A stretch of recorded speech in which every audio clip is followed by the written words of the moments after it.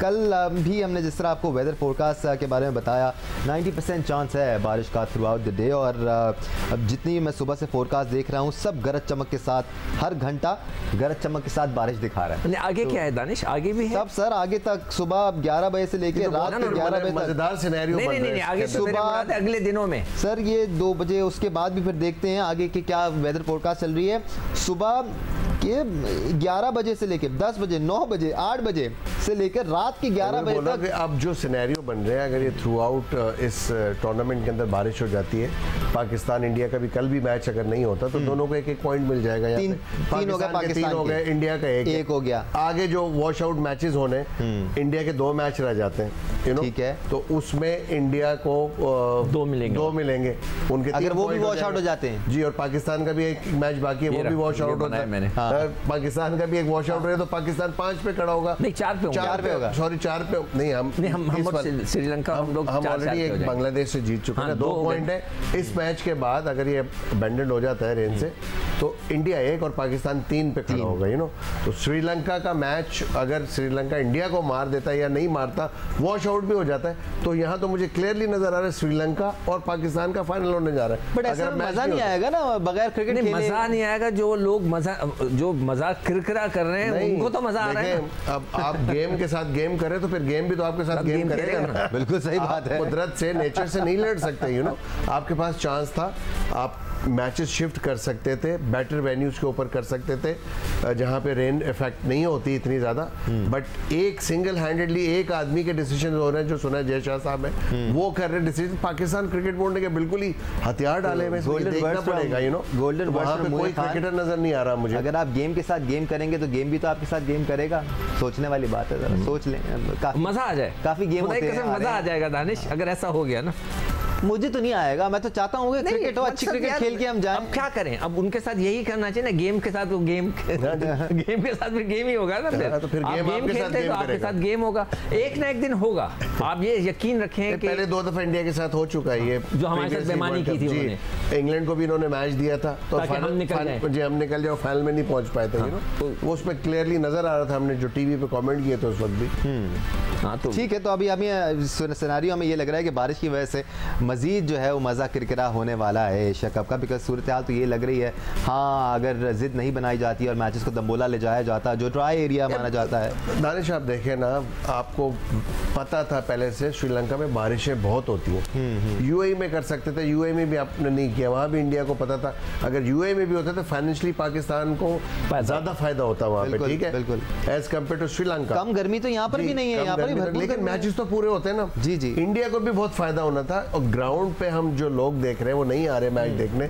आज मुझे बहुत ही अफसोस हुआ, इंडिया पाकिस्तान को जो दुनिया में सबसे ज्यादा फॉलोइंग होती है जिस मैच की, और ग्राउंड खाली पड़ा हुआ था, एक और चीज जो वेन्यू सिलेक्शन में प्रॉब्लम हुई है वो ये हुई है, पिछले 2 महीने से आप देखें श्रीलंका में मैचेस हुए जा रहे हैं मैच, तो वहाँ के लोगों की भी एक कैपेसिटी है उनकी पॉकेट की, तो उन्होंने हर मैच में टिकट खरीद के जाना है, बिल्कुल, फिर आपने टिकट इतने महंगे कर दिए तो इसलिए भी लोग अफोर्ड नहीं करते, इसलिए भी लोग गेम से दूर हो रहे हैं या नहीं आते। इतनी ज्यादा क्रिकेट उस रीजन में, उस पर्टिकुलर नेशन को आपने दे दी है क्रिकेट कि सारी क्रिकेट वहाँ कर दी है, जिन्हें लोगों की कैपेसिटी नहीं है टिकट खरीदने की। ये तो चले अलग ही डिस्कशन हो जाएगा ना कि आप यूएई में करा देते हैं, अभी हम श्रीलंका में अगर वेन्यू फाइनलाइज हो गया तो यहाँ पर भी ड्राई एरियाज मौजूद हैं, बट जिस तरह आज स्टैट शेयर हो रहा था कि विराट कोहली ने जो पिछले 3 मैचेस कोलंबो में खेले, तीनों में उनकी सेंचुरी है, तो अगर आप इतनी स्ट्रेंथ्स पर सोचकर वेन्यूज असाइन करेंगे तो फिर तो कैसे आप कह सकते हैं कि हम स्ट्रॉन्ग हैं और हमें किसी भी कंडीशन में खिला लिया जाए हम अच्छा खेल लेंगे? देखिए दानिश, मेरे पॉइंट ऑफ व्यू से तो श्रीलंकन बोर्ड को भी खुश किया जा रहा है, और इंडिया चाहता है जो उनके माइंड में होता है वो उस तरह ही वो आगे होता है। डेफिनेटली इसमें कोई दूसरी राय नहीं कि एशिया कप जब इनको पता है होना है, तो आपको याद होगा से 4-5 महीने पहले डिबेट बननी शुरू हो गई थी कि जी एशिया कप कहाँ पे होना है, कैसे होना है, क्या नहीं होना, तो उस वक्त इनको पूरा देखना पड़ेगा, हर चीज़ को पूरा देखना, वेदर का बड़ा इम्पैक्ट पड़ता है इसमें। बिल्कुल, अब हर रोज़ बारिश, अगर इनको इतना ही पता था तो फिर मैच ही चेंज कर देते, जैसे अभी कल श्रीलंका और बांग्लादेश का हुआ है तो पाकिस्तान का इंडिया का हो सकता था, इनका मैच आगे कर देते, अगर ये रिजर्व डे दे सकते हैं तो सब कुछ कर सकते हैं। नहीं फिर वही बात है कि दूसरी टीमें भी तो खेलने आई हुई है ना रजी भाई। बात ये है कि देखे कौन देख रहा है, अब सिर्फ इंडिया पाकिस्तान के मैचेस को ज़्यादा इंपॉर्टेंस मिल रही है, और एशिया कप मैं समझता हूँ अब तो रह ही गया। यार मिल रही होगी, लेकिन जितनी भी टीमें शिरकत कर रही हैं, वही हमारी वाली बात, जितनी भी टीमें शिरकत कर रही हैं इक्वल रिस्पेक्ट देनी पड़ेगी ना उनको। एक छोटी सी बात है, अगर आईसीसी स्टैंड लेती है और ये कहती है कि इंडिया ने मस्ट जाना है पाकिस्तान खेलने के लिए, बिल्कुल, तो इंडिया नहीं रोक सकती, क्योंकि जो मर्जी बेशक गवर्नमेंट जितना मर्जी कर ले, क्योंकि वो लेगी स्टैंड, आईसीसी लेगी नहीं, आईसीसी कहां से लेगी? आईसीसी में भी इंडियन इन्फ्लुएंस बहुत ज्यादा है। बिग 3 हुआ था उसको क्या किया? खैर वो बहुत बात की बात है, अभी टाइम है, आपकी जितनी भी ऑब्लिगेशन है ना, आपको इंटरनेशनली कमिटमेंट पूरी करनी होती है। जब आप नहीं करते उसके रिपरकशंस में आपके ऊपर कोई ना कोई पेनल्टीज होती है। वो पेनल्टीज का है, वो तो आईसीसी को चाहिए ना, बताए ना एक दफा। कोई भी ये नहीं बताता कि कोई टीम कोई नेशन अपनी कमिटमेंट जब पूरी नहीं कर रहा तो उसके अगेंस्ट पेनल्टीज क्या है। और कोई भी कमेटी हो, कोई भी एसोसिएशन हो, उसको इस बात को भी मद्देनजर रखना चाहिए कि एक टीम ऐसी है जो दुनिया में कहीं भी खेलने को तैयार है। आप हमें बुलाएं हम इंडिया आ जाते हैं, आप हमें बोले हम इस शहर आ जाएंगे, आप हमें बोले उस शहर चले जाएं, हम उस शहर भी चले जाएंगे, हम उस शहर भी चले जाएंगे जहां पर बोतलें फेंकी गई थी, हम कहीं भी चले जाएंगे, जहां बुलाएं हम वहां के खेल लेंगे, क्योंकि हम खेलना चाहते हैं। उसी तरह आपको भी स्पिरिट का मुजाहरा करना पड़ेगा। इंडिया को मुझे ऐसा लगता है, डर लगता है, सच्ची बात ये क्रिकेटिंग पॉइंट ऑफ व्यू से मैं बात कर रहा हूँ कि उनके प्लेयर भी शायद नहीं आना चाहते, क्योंकि बहुत टेंशन वाले मैचेस होते हैं, यू नो, और वो उसको फेस नहीं कर पाते जब हारते हैं। जैसे यूएई में हारे थे अभी, जब हमने बहुत ज़्यादा बार आए थे हमारे पास, हमें मार के गए थे, और जी हाँ, हमारे अवाम ने बड़ी तालियां बजाई थी, उनके लिए खड़े होकर तालियां बजाई थी। हम भी बहुत दफा वहां गए, जी हरा के आए हैं। आखिरी टूर हमारा है, अब उनकी बारी है, अब उनकी बारी है, बिल्कुल उनकी बारी। और वो आते नहीं, बायलैटरल तो दूर की बात, वो चैंपियंस ट्रॉफी में उधर भी भारत ने हमें धोखा दिया। हमसे कहा गया कि आप आए, हमने कहा हम दोबारा शुरू करते हैं, उन्होंने कहा आप आ जाएं, फिर हम आ रहे हैं। जी हम चले गए, लाखों अरबों रुपया बना लिया, और जब हमारी बारी हमने कहा आओ तो मुंह फेर के चले गए। हमेशा यही करते हैं, धोखेबाज लोग हैं। चले हम जरा इस मैच पे आ जाते हैं। 147 for 2 इंडिया आर, और इनके ओपनर्स ने आज कमाल खेल पेश किया। रोहित शर्मा और शुभमन गिल दोनों ही डिफरेंट माइंडसेट के साथ आए थे। शाह अफरीदी को हेड ऑन लिया, शुरू से ही उनकी लाइन और लेन को अपसेट किया, और उसके बाद चार्ज करते हुए नजर आए रोहित शर्मा। आज बल्ले पर बॉल भी आ रहा था अब्दुल रज़ाक, बेहतर कंडीशंस थी।